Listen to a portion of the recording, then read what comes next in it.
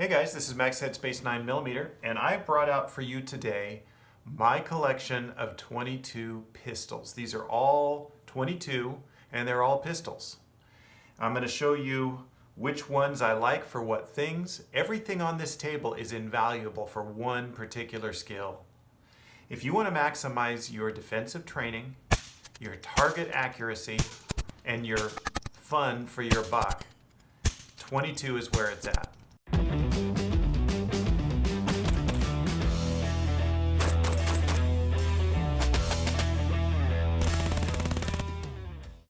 All right, so what I did was I took each of these pistols to the range and I did an accuracy test just so that I could compare them head to head because I'd never actually done that before.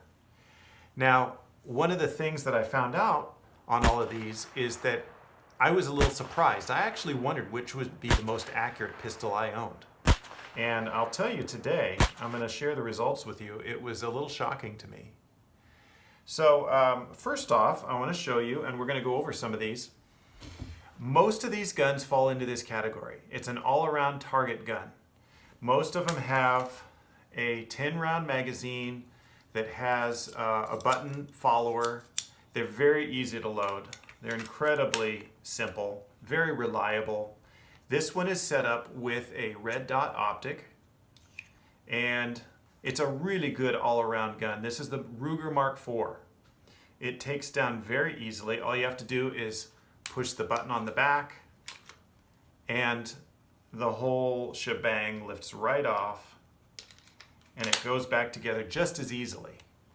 So Ruger Mark IV, it is just a phenomenal system. And one of the things I'll tell you about this, when you get one of these and you field strip it and you get used to it, you will find out very quickly this is about as close to the stoner design of the M16 as you're going to get in a handgun. It's a round bolt, it's a blowback bolt, it's not stoner's locking bolt, but it looks so much inside like the stoner action that we're all used to. So that's kind of a fun thing to think about, that I think the design of this gun was influenced by Stoner himself. Anyway, this has a threaded barrel, it has rails top and bottom. You could do anything with this. This is an all-around great gun. And this is probably, right now, one of the guns that is the most customizable of all the guns in firearms. I've got a tandem cross beehive grip on here. This is really great. I recommend it. It actually, the heat of your hand makes it grippy. You know, all you have to do is hold it for like 30 seconds and it feels sticky in your hand.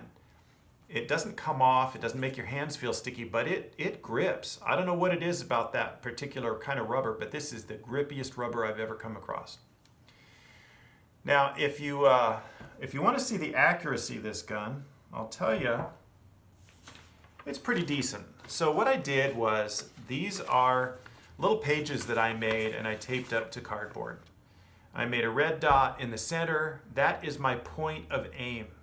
So as you can kind of see here, because of this red dot optic, you can tell that it's fairly high over the bore axis, and that is why, as I was aiming at the dot, it wound up not being exactly there. It's about the same distance, the barrel and that red dot. So that is the accuracy of this gun. It's a pretty decent group. I think the most important thing here is, what is the size of the group, not how close I get to the dot. So 5 shots with each of these guns, 1, 2, 3, 4, 5 through the same hole. So that's pretty good accuracy. It's definitely more accurate than I am. All right, next up I want to show you a really cool little gun. This is a Smith & Wesson model 2213. Now this gun is related to this gun and this gun here. So this is kind of a target model that Smith & Wesson puts out.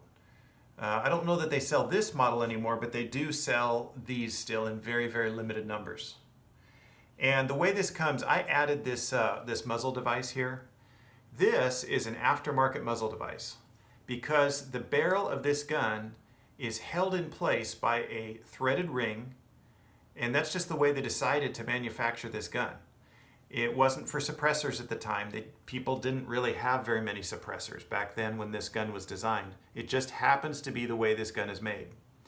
It's a blowback action gun. This is just the gap between the slide and this piece of metal here. This aluminum down here and stainless steel up here. The barrel you see is down low. So when I got this gun, I was thinking, boy, this would be a really awesome suppressor host. Just because of the fact that the regular sights are so high up naturally. It comes with a threaded barrel and adapters. I only paid 15 bucks for this adapter.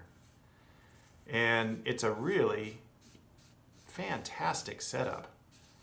This is just so much fun shooting suppressed. It's got really great sights. It feels good in the hand. And I'll show you with a suppressor on. This is my Halcyon. It's about, I don't know, probably not much bigger than a 1911. It's definitely a shorter grip than a 1911. And this Halcyon, I can actually take part of the can, and it's really only about that long once I shorten it. So it's a really small suppressor package for 22. I've had so much fun configuring this gun. And then the mag release is right here in the front of the grip. It's a very unusual kind of a mag release. Whoops. Yeah, it definitely kicks out nice. Everything about this is a really high quality firearm. I love this thing. This is an 8-round magazine, but the cool thing about this is it also will take the larger mags, the 10 rounds, out of this larger Big Brother gun in the series. So it's a really, really fun thing to have. These can be picked up really cheap. This is in immaculate condition. There is not a flaw on this gun. It was practically unused when I got it. I got this on Gunbroker for, I think it was 240 bucks. So, you know, you might be thinking, well, that's kind of high for a 22. Well, it just depends. When you think about all that you can do with this gun, it's not so bad, actually. That's a pretty good price. So let me show you what this thing will do accuracy-wise. This has a safety right back here. And the trigger is excellent. It's an excellent, excellent trigger. It feels very good in the hand. And this gun reminds me a lot of my Glock 26. It's almost identical in size to the Glock 26. So since I shoot the Glock 26 a lot, this feels really natural to me. Okay, so here is the accuracy of this gun, the Smith & Wesson model 2213. That's about an 1.75 inch group there. That's not too bad for a gun this small. And again, this is 10 yards. I was shooting from 10 yards, so that's a good defensive distance. If you can't hit what you need to with a 22, I don't know what's wrong with you. And that's the reason why I feel like when people talk about 22s and you hear people say, oh, they're not good for defensive shooting, I really beg to differ with that idea. If you've got a grandmother or even a wife who doesn't like shooting the bigger calibers because they hurt or they're too, intimidating, encourage them to shoot 22. This is my wife's gun. This is a Walther P22. I did a video review of this a couple years back. It's on my channel. It's a pretty fun video. I hope you go watch it because I really, really like it. But this is a great defensive gun. And the thing that people need to understand is, 22 isn't as powerful as 44 Magnum or even 9mm. But the problem a lot of guys make, and it's a lot of guys who make this argument that 22 isn't a defensive caliber. If you try to compensate for your lack of skill by shooting a bigger bore, you're making a big mistake. Anybody who is a competent shooter, a skilled shooter who knows their way around guns, can use this gun to defend themselves. They can use it effectively, and it is an effective round in the right hands. And with people like maybe some women that are afraid of bigger calibers, or grandmothers or so forth, to be honest with you, they're probably the ones that need a handgun most of all. They should be encouraged to start out with 22, possibly improve their skills over time, and then maybe move up to bigger calibers if they want to later on. But do not discourage people from using 22 as a self-defensive round, because you're basically kicking a whole lot of people out of the gun community by doing that. Enough said. All right, I talked a little bit about the little brother. Now let's talk about the big brother. This is the Smith & Wesson Model 422. This action is exactly the same as on the one I just showed you. It is an aluminum housing with a steel slide, and it works the same way. This is not the chamber. This is just the slide riding on this aluminum housing. The chamber is down here. That's where the cases come flying out. This uses the same mag release in the front, pops it out just as nice. This is a 10-round magazine. This will also fit in the gun that I just showed you. So this is easy to rack. The sights are fantastic. They're adjustable. There's a couple of screws on the top. If you want to put some kind of an optic, there are mounts for this. It has a threaded barrel. It's held in with a threaded coupler right here. That can be removed, and that aftermarket thread adapter can be put on there for suppressors. Fantastic suppressor host. I haven't bothered to do that yet on this one. I may never, because I've got the other one, and frankly it's perfect for that. So I don't know why I would do that to this. It's really comfortable in the hand. Now I got to tell you something. This gun came out shortly after World War II. And really it is roughly the size and feel of a 1911. It has the grip angle of a 1911. And anybody that's used to shooting 1911s in the military or so forth would gravitate towards this gun very, very well. It has a very natural point of aim. It is extremely comfortable in the hand. Everything just fits. The trigger is phenomenal on this gun. I absolutely love this gun. It's very lightweight. It weighs probably a full pound less than the Ruger Mark IV I just showed you. It doesn't have all the rails, you know. So if you want to put optics and, you know, red dot and laser and all kinds of stuff like that on there, this would be a harder one to modify. But if you want to see a video where I break it down and really go into detail about this series of 22, mention it in the comments section and I'll get to work on that. So here is my target paper for the Smith & Wesson Model 422. Now that's pretty good accuracy, you know? For me, I would say that's just about as accurate as I can possibly be. It's a really great gun. It's super easy to shoot. And here's the kicker. I paid $160 for this gun. These can be bought at very reasonable prices.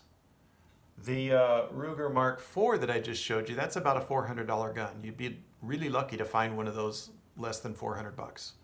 So if you don't have a lot of money, you can still afford a fantastic, accurate shooter. And as you compare the target that I got from this to the Mark IV, this is more accurate for me. So don't be ashamed if this is all you can afford, because you can still be in the game with a phenomenal, accurate 22 pistol.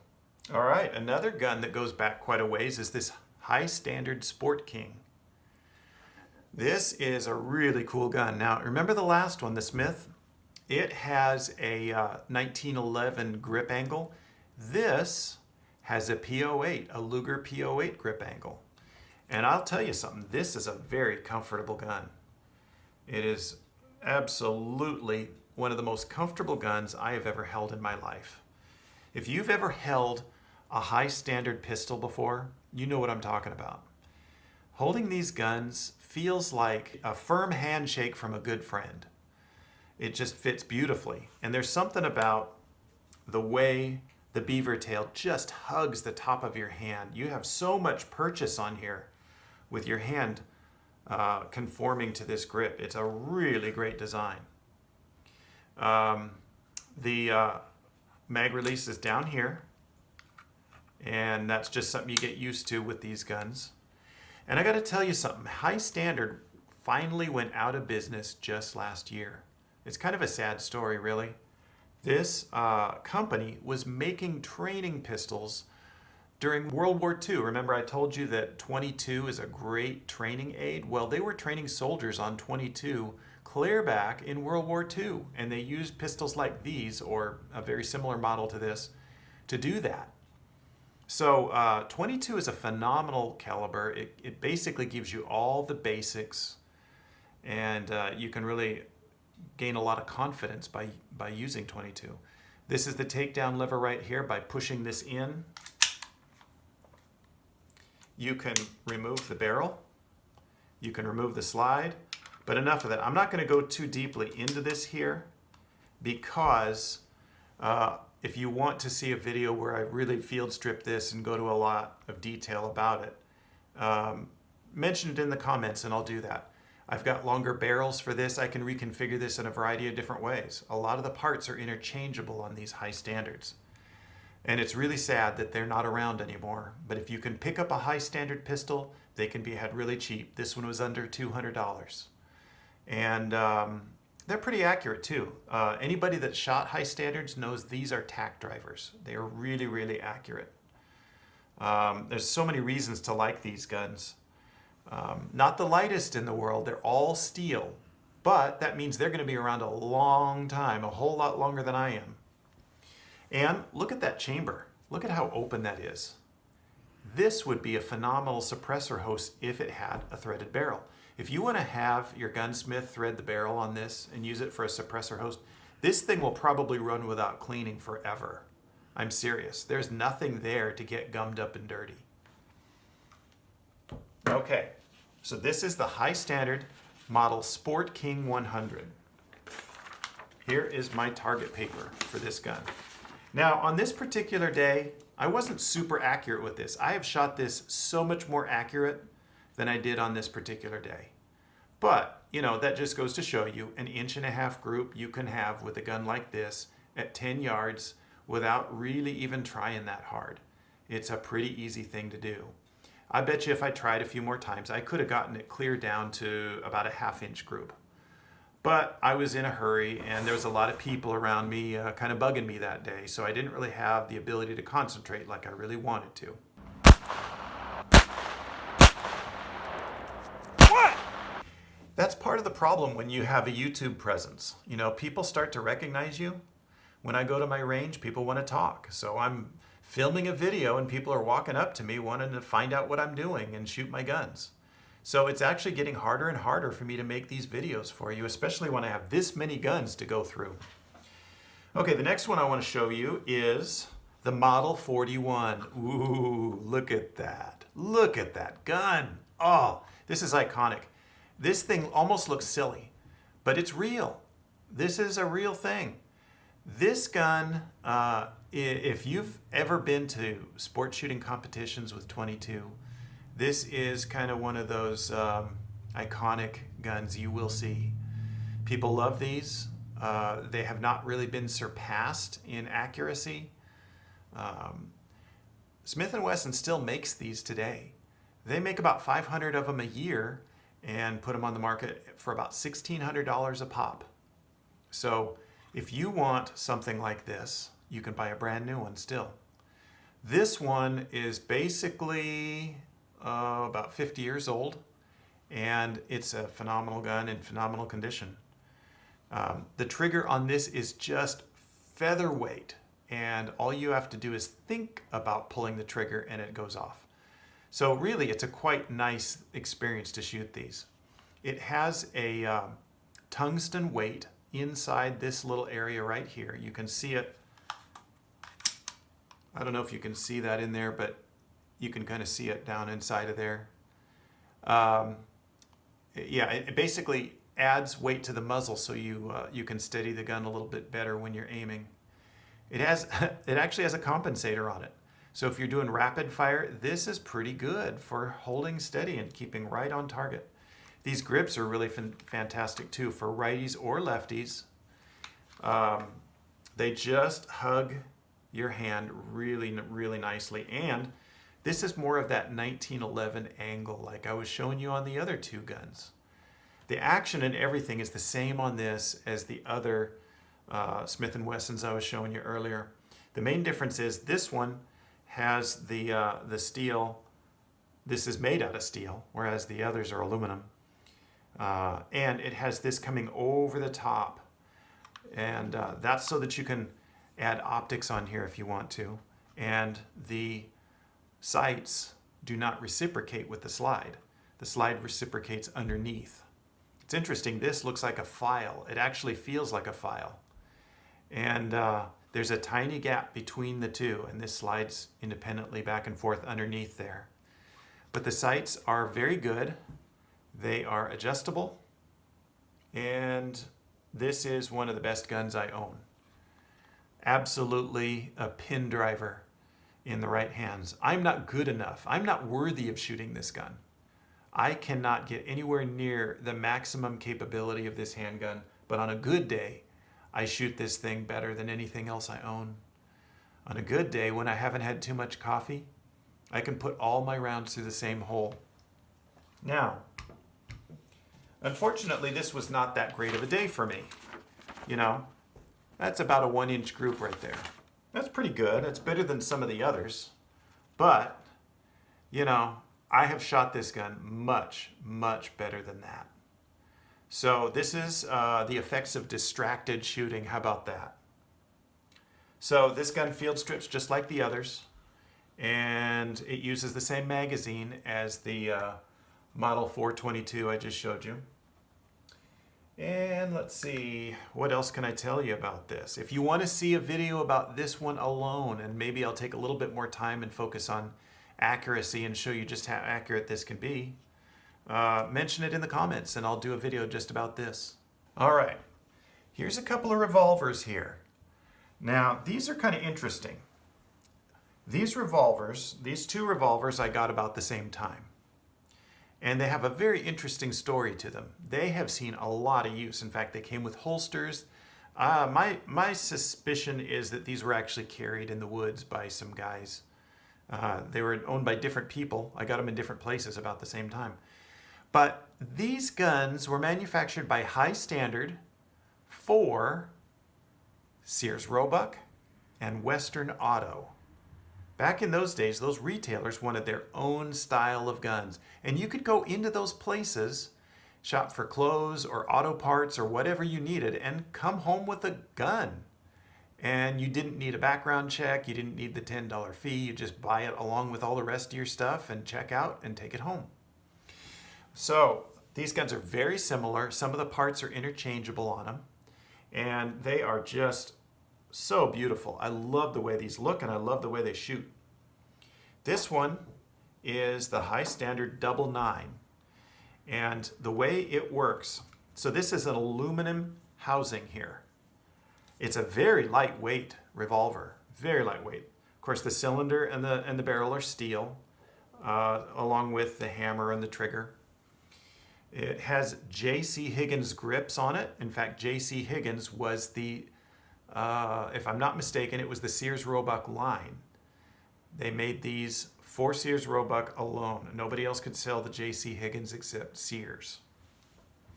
It's a really beautiful gun. I actually really love the lines and the way this looks. You can find these with snub-nosed, different grips, all kinds of variations of this. This is more of a cowboy look. But it's got a really nice trigger pull, very nice single action. And the way they made these was brilliant. I kind of love the action on these because you can basically shoot it with your thumb up here. It gives you a really comfortable rest for your thumb right in this spot here, or if you're a lefty, right here. And it also makes it look nice. So instead of having the cylinder lock in that spot, the cylinder lock is right here. You pull forward and you swing it out. That's the way it works. And of course it has the punch rod just for for the empty cases to get punched out, just like the big boy revolvers. So, you know, this is a phenomenal gun. It's not worn out by any means. There's some surface wear on it from use and holster, but it's a great shooter. It works phenomenally well. This gun I picked up for 160 bucks with a holster. So I love it. I would never get rid of it for that. To me, this is a $300 or $400 gun. Not many people would pay that, but for me, that's what it's worth to me. The high standard double 9, as I will call it, I did okay. It's kind of a wide grouping, but you know, that's not bad. That's about the size of a little bigger than a golf ball. Yeah, so maybe not too great. But the rifling is great on this pistol. It's not the gun's fault, it's my fault. Maybe it's the sights. I don't know what it is, but on that particular day, I wasn't shooting this as accurately as I've shot it before, but you know, I'm just having fun here. This is certainly not anything to be too concerned about. Okay, this is the high standard Sentinel. The grip is slightly different, as you can see, from its twin. See, just a slight difference in shape. And this one has a slightly longer barrel. But in every other way, it's virtually identical. The trigger guard is rounded back here, whereas the double 9 has a little hook. See, right there? Uses the same action. You pull this pin and push the cylinder through, and you can punch your empties out that way. All the revolvers I'm showing you today hold 9 rounds. This one I also got for 160 bucks, and it came with a holster and a leather case. So, I don't know. I don't think I'm that lucky. I think you should be able to find guns like this for about the same price if you keep your eyes open. But for fun, you just can't beat these. These are phenomenally fun pistols.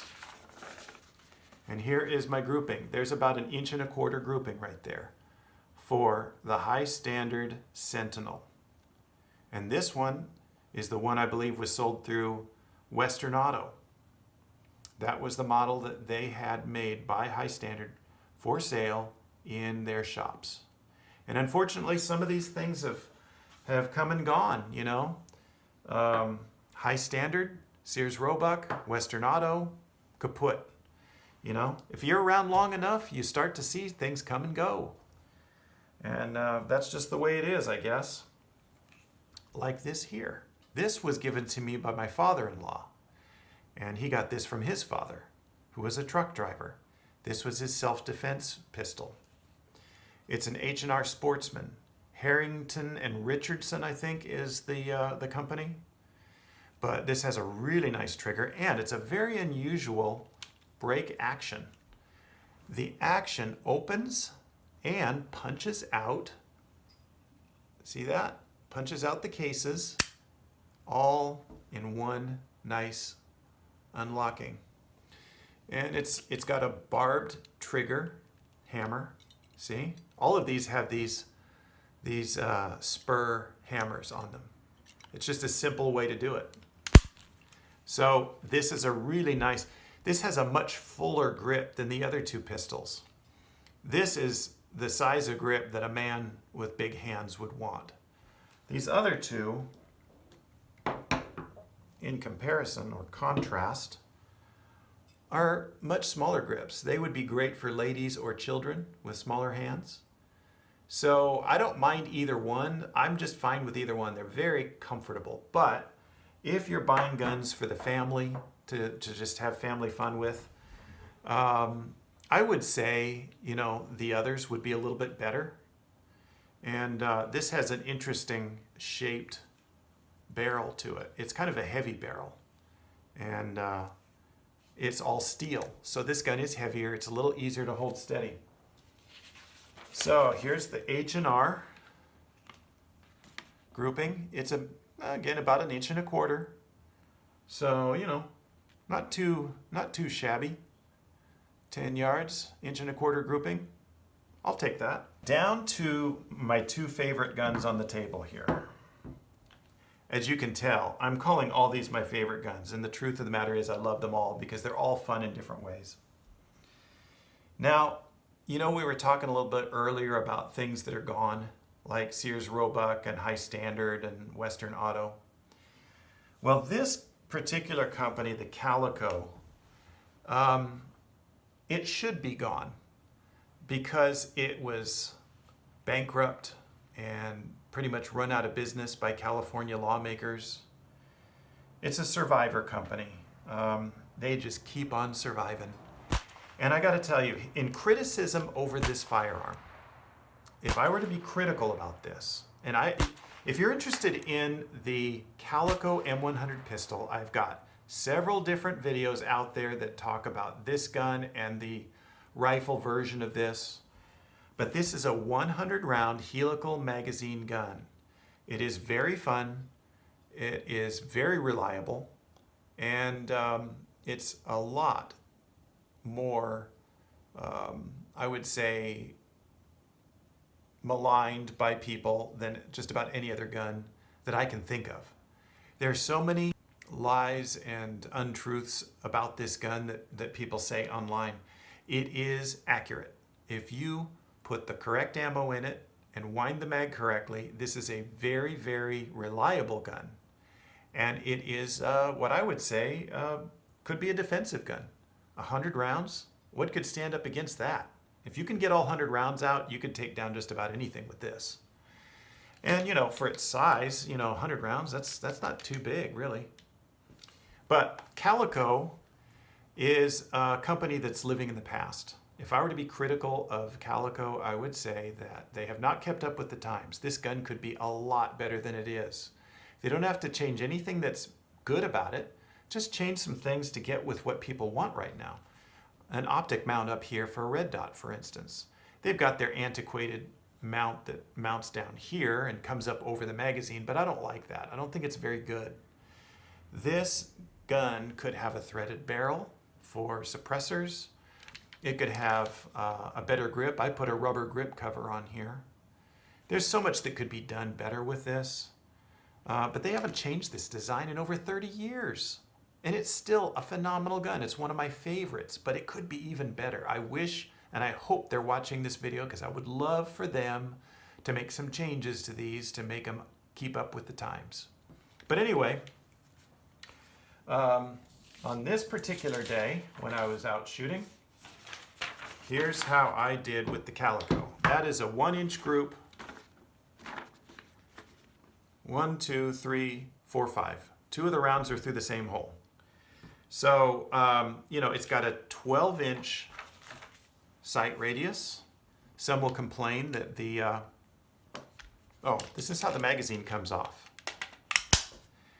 The rear sight leaf is mounted in the magazine, but it doesn't wobble or move. This is a very, very tight lockup, and it goes back to 0 every single time you remove and replace the magazine. So, 12-inch sight radius is pretty good. And that's what is the strength for this for accuracy. And I would say, 1-inch group, not too bad. That's probably better than me. I would say a really good practice target shooter could get this down quite a bit smaller than that. But if you're looking for a gun and you've got $700 to spend for a brand new one of these, you can buy them now because they're still making them.